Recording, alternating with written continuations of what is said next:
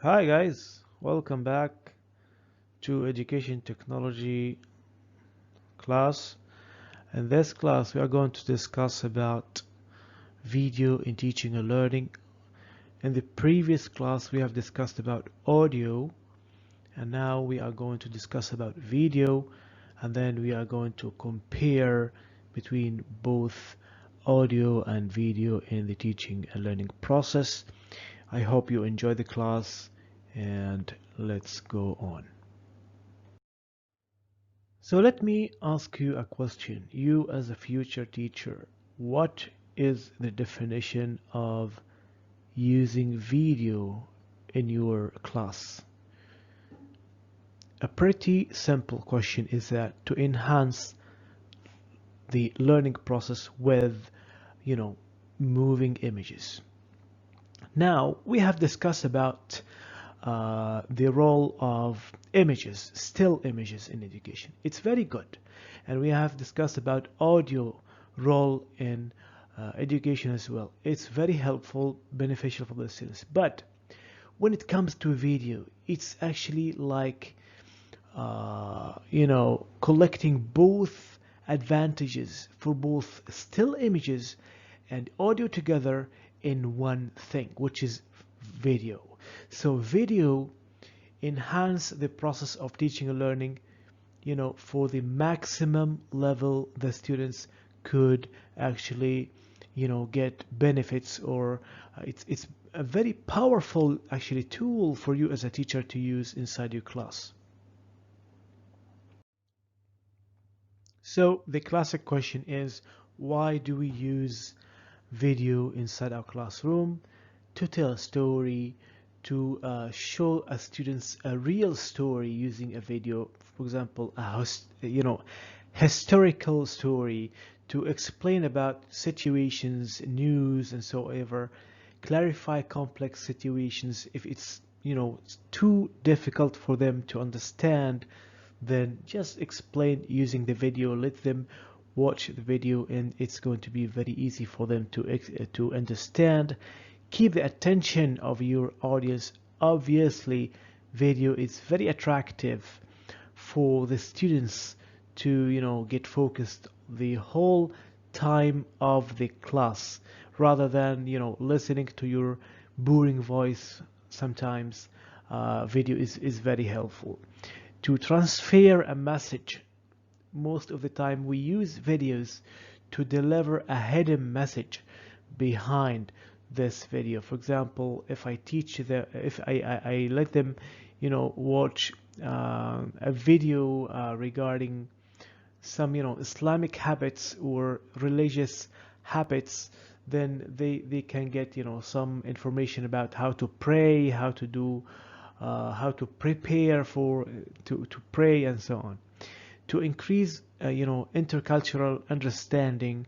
Obviously when I want to teach about culture, then it's going to be very complex for them to handle, but when I use a video, it's going to be very easy for them to actually get the information. Now we have two main video characteristics. First, we have manipulation of time. Manipulation of time, it has slow motion and time lapse, and these two are very familiar and common, used in photography and video word. And I have actually linked these to with a YouTube extension link, so that you can, when you get this slides, you can open and see what do I mean by slow motion and what do I mean by time lapse. We can simply differentiate between these two. Slow motion is a video, but the speed of the video is very slow, okay? But the time lapse, it's actually an images, frame by frame images, okay? So these are the main differences between the slow motion and the time lapse. And then we have manipulation of space, which is micro view and macro view. Micro view is a close-up. It's very close to the face of the person. And then the macro view, it's actually view Earth from the satellite. It's actually for images and pictures between spaces and so on. Now, some of the advantages actually of using video in education. Comparing to images, video is very appealing and allows to work outside the classroom. You can give them a link and then they can watch the video anytime. For example, the previous slide I have linked some videos regarding slow motion and time lapse. So you can actually watch the video in your own time when you are free. So video is very flexible for the students. People take in more information when it's presented visually compared with text and voice alone. As I mentioned when we have discussed about audio role in education, it can be very helpful, but it's not as much attractive as using animation, cartoon, and so on. And obviously it's very interactive. The students has control. Students can rewind, replay, and so on in their own time, space when they are free. So they feel encouraged because no one forced them to watch this video. They select the time. All right, to provide the personal chemistry between lecturers and students that are remote. Students can view in confidence and so on. And for the integration, it allows for dynamic presentations and it adds value to text. When for example, I want to explain about something in the class and I go alone by my own as a teacher and start to speak for 45 minutes. Students going to be sleepy, students going to be boring, students are going to be distracted. Okay, but if I speak for a few minutes and then I play a video for them, I play audio, I show them some presentation images and so on. When I use this kind of mix between technology and media, it's going to be very helpful, very attractive, and the students are going to be integrated in my class. Okay. So when do we actually use video? We use video when we want to show the students some motion, some process of something. We want to teach them problem solving. We want to teach them, how to observe about things, how to dramatize things, and it's going to be very helpful for skill teaching as well, effective learning for skill teaching. So it's actually very beneficial and powerful tool to show them in summary, to show them practical things. If I want to teach them how to use a software, I cannot speak to them all the time. This is going to be zero skills learning. I need to show them, whether by doing it in front of them or using a video, tutorial video, as we discussed previously. So this is actually the advantages of using video. It's the same slice. What I want you to understand is that video has a lot of advantages. That is why we use video in education. Obviously it has some limitation as well, but when we compare video limitations with the advantages, it's actually nothing. Because what are the limitations? It's actually some we can easily get over these limitations. For example, it's still a phenomena. It's fixed pace, because we cannot change the video environment, but the students can watch the video in their own time and space. And here as well I have attached another link for your information, so that you can read and get more familiar with using video inside our classrooms. Now, if you are still remember the photography class when we have discussed about analog or digital, it's actually pretty much the same thing. Analog or digital for video. A few decades ago, the only way to create videos was to capture videos analog. Back then they didn't know anything that is called digital. Videos were captured on tape. Analog videos are, still used, but digital video is becoming more and more used, because digital video is actually the output of a digital file. Even if your digital camera uses tapes, the output file is digital. Now digital is used, maybe 99% of the time. It's more easy, more safe to handle the files and images and so on. You just capture the video in your camera and then transfer whatever data you have in your memory card to your laptop, and that is it. Okay, so that's why digital has totally replaced analog technique. So what is actually that you need to do to transfer your videos to the computer?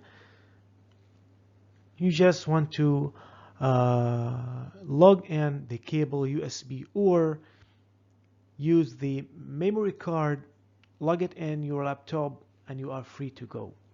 And why do we actually transfer the files? Because we need to edit the videos before, for example, I upload it to my YouTube channel. I need to edit the video, delete or cut some, nonsense, clips from my videos and so on. Okay, so whether it's a USB cable or memory card, it's actually the same job. They are doing the same job, which is using or transferring the data that I have in my camera to my laptop or my PC.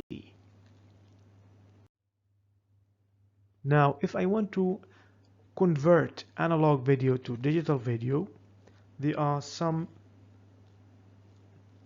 ways that we can actually convert, which is by connecting our analog camera to our VCR with audio or video connection to the sound card or to TV card of your computer. This is the only the first way. Second way is to connect the audio that we need an LR audio cable, as we can see in the picture.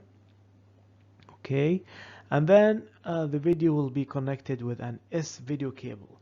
But when we convert the analog to digital, the quality of the video is not going to be the same as the digital videos.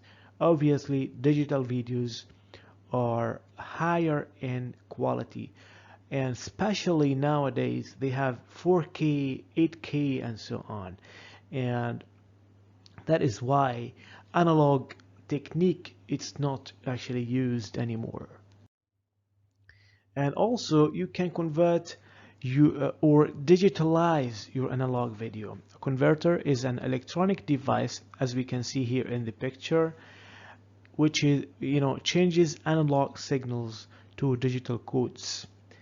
You can buy converters, for example, in computer stores. With a converter you can record your analog footage directly to your computer, but it depends on the gear that you are using, whether it's the quality is going to be high or not.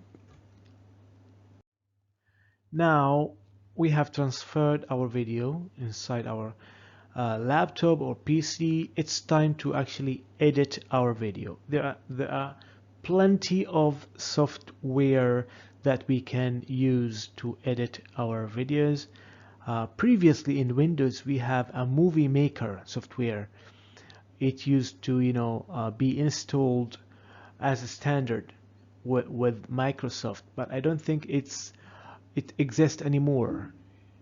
All right, so we have Game Studio, we have Adobe Premiere, we have so many software. The one that I use and the one is the most familiar even in movie industry is Adobe Premiere. It's very professional and it gives you a lot of features to edit your footage and export it in any quality you want. Now, when we learned about audio, we have learned about some formats, audio formats. Now we have video file formats as well. First one is QuickTime Movie, move.move, introduced by Apple Computer in 1991, and it first developed for Macintosh, but now it's supported for Windows PCs as well. Okay, how to create this QuickTime Movie? By just selecting QuickTime Pro when we want to export from our software. How to play? We need a QuickTime player. We need to install QuickTime player into our PC or laptop to be able to actually play QuickTime movies. And here is the QuickTime interface or website. You can actually download it from Apple website. Second, we have Real Media, RM, and this, if you remember, we have actually discussed about it in audio role as well, because this software can play both audio and video. And actually it's industry standard streaming format for serving streams, playback, creating our files and so on. And it's very good for long playing videos or broadcast because the quality will be very good, but the size it remains not very high. We need to install a real media player from the internet, and it's actually free. Third format we have is Windows Media, which is very common, very famous because it is installed in our PCs or laptops once we have our window installed. So this is actually very familiar format, and it's created by Microsoft, closely integrated with Windows operating system, and it supports Windows Media Files, WMV. Most of the time WMV, the quality is very it's actually the best, and the size is actually quite high. How to use it, how to play it? We need media player in Windows operating system, but we actually don't need to install it because, as I mentioned, it is actually installed when we get our Windows. And then we have AVI.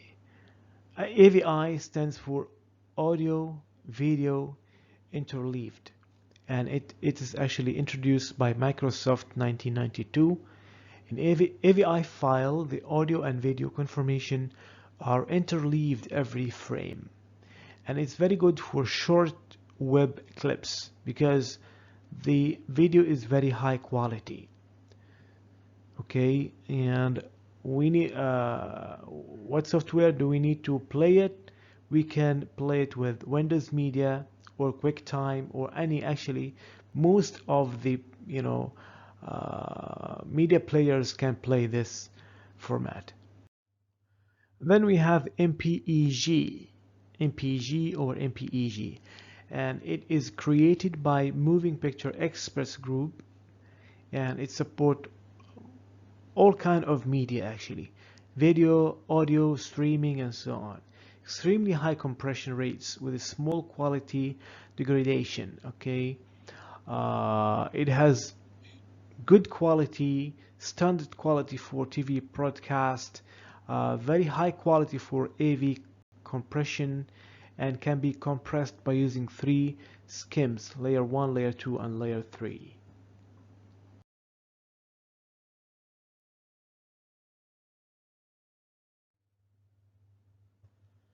And then another format we have, which is Flash.